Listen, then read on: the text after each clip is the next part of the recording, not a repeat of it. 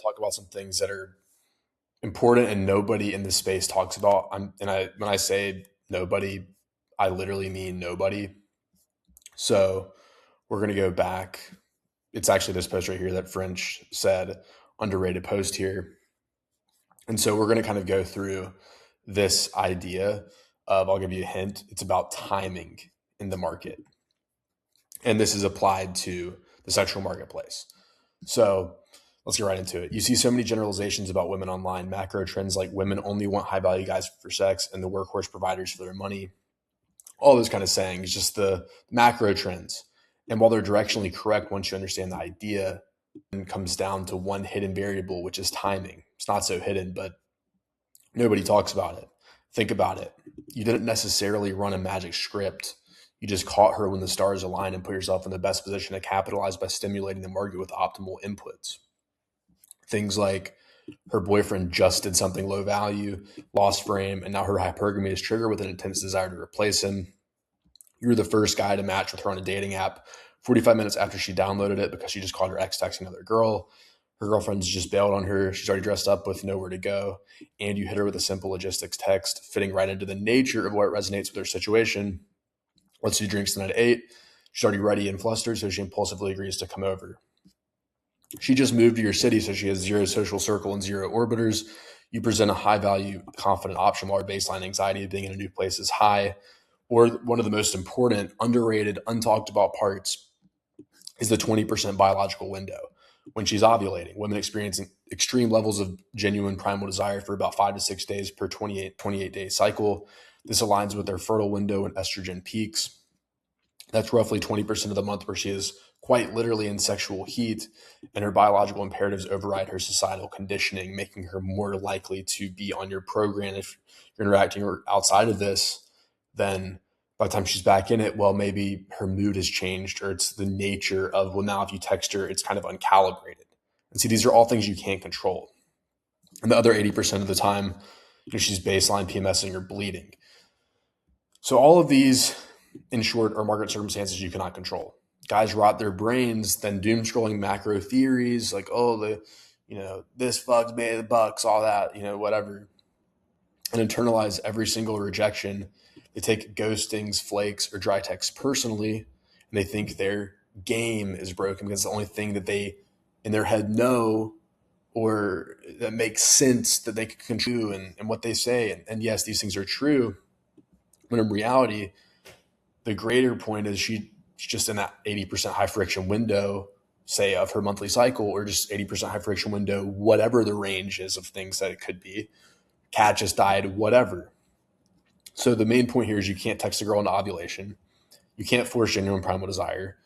Macro trends like those sayings, women want the high value guys for sex or the workhorse providers for their money, dual mating strategy. All these things do explain the why and the general directional correctness, but the timing explains the when. And that's the most important part, is the when. And that's why time in the market beats time in the market.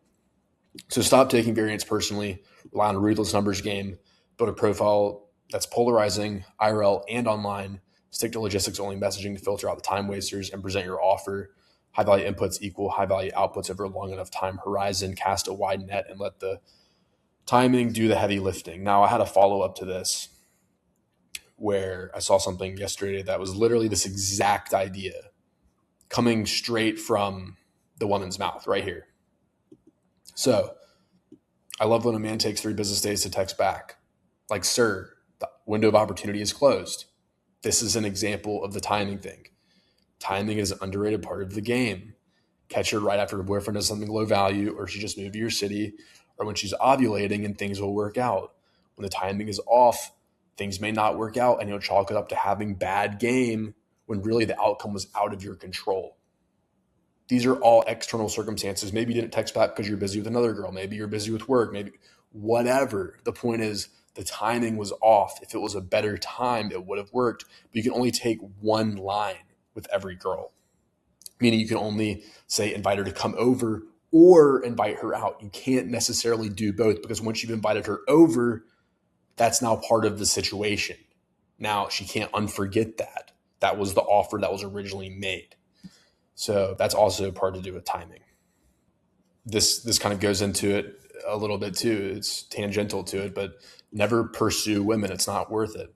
Always pick from women who have chosen you and desire to have you. Pick a woman who wants you over women who make you work for it. And you will have far more fun with her, even if she's less beautiful and appealing. Most men don't understand this. Yes, it's the concept of wanting to work with people who want to work with you. I don't want to chase people who don't want to work with me. That kind of goes against the idea of like manifesting or just attracting good things into your life. The game is really simple when you work with people who choose and want to work with you. Most guys get frustrated trying to do the bird dances for those no girls that are like, oh, the timing's off, this and that. Well, the concept is if you're higher value, the timing is more likely to be right more often. And that's the only thing that you want in your life to begin with, which is why it's important to implement a system that filters them out efficiently so you don't get tilted. Some stats about dating apps. 5 years, text bird dances will be a thing of the past. Relationship titles are man-made. What matters, again, is does she want to work with you or does she not? It's really binary in that sense. Be content for the group chat. And for the women with no friends, you'll be content for the Are We Dating the Same Guy groups and the T app. Monogamy benefits men more than women. Now, here's another interesting last note to leave this on. So this guy who created, I'm not familiar with this app. I've heard about it. They're basically saying 1 in 10 keeper dates lead to a marriage, building the relationship singularity.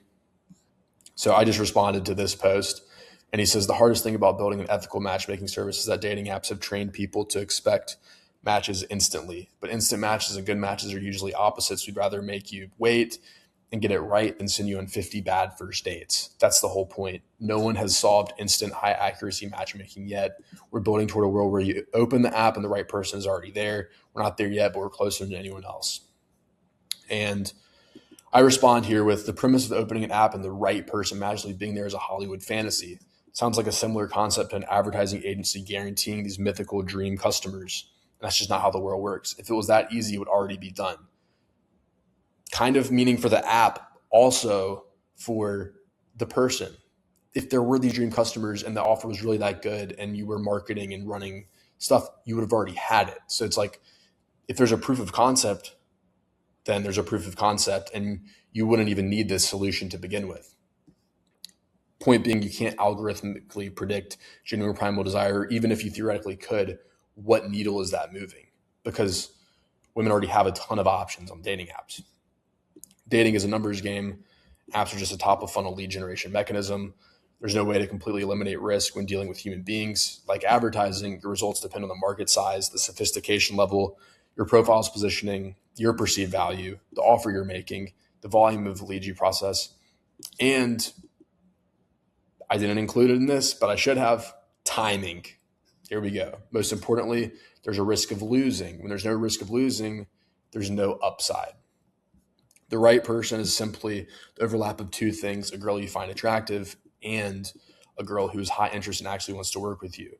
And you need volume to find that overlap. That's what this magical girl appearing concept is flawed. Maybe I'll be proven wrong. Kind of hope I am, but we'll see. Furthermore, optimizing for something serious out of the gate is a trap, raises guards, and attracts agenda mode women who are looking for a provider, not a passionate sexual connection. Way to give her the solution to the magic trick before you even performed. More optimal to assume this for casual short-term fun with no agenda and let the cream rise to the crop. So he responded basically, he said if it was easy, it would already be done as a hallmark thought of a low agency person. That's about the app, also the person. If it was that easy to find the person, there'd be a proof of concept and they wouldn't even need this mysterious algorithm to begin with. You can't algorithmically predict desire. It just means you haven't been paying attention to the trajectory AI is on. It's not easy, but we're doing it. Way to not address any of the big ideas like the numbers game and inherent risks involved with dealing with human beings. What's this mysterious algorithm going to do? Make women bang guys they don't want to or take their options away? Because that's the bigger idea here is the trajectory of AI conversation is irrelevant.